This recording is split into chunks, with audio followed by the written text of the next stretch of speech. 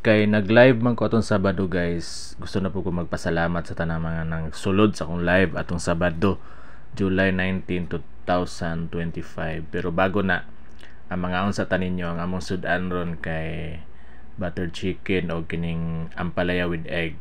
So mo na amo ang staff meal karon nga pagkaon sa staff meal na gani, staff pa. So mga unta guys nya, habang nagakaon ta magpasalamat ta aning mga friends na to sa YT nga nag-support sa tong live atong Sabado. Ang una jud ganing sulod sa tong live guys si Ma'am Ditsay Vlog. Daghan jud kayong salamat ma'am. Ang ikaduha si Tita Imi TV Vlog 23. Thank you so much po.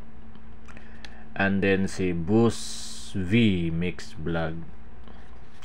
Daghan kayong salamat. And pang-apat is si Shuli Hatin, our friend Shuli Hatin.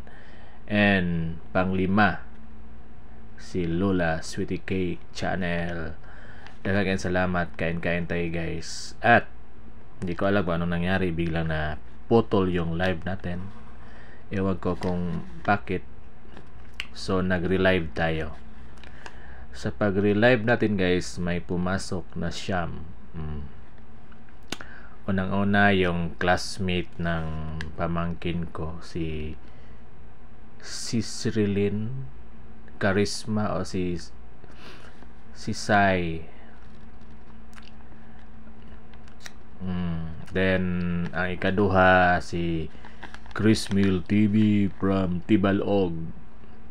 Then of course our friend Shuli Hatin, thank you so much. And our friend from Korea, Songsang Charts SSC TV, thank you so much. And sa ating kabi birthday lang, Ma'am Tisay Veronica, thank you so much. And then ang ating pambansang matadero, Matansero TV, thank you so much. And then pumasok ulit si Ma'am Tita, si Tita Amy Mix, Tita Amy TV Vlog 23, thank you so much. And our friends from Japan, our dog-san, thank you so much.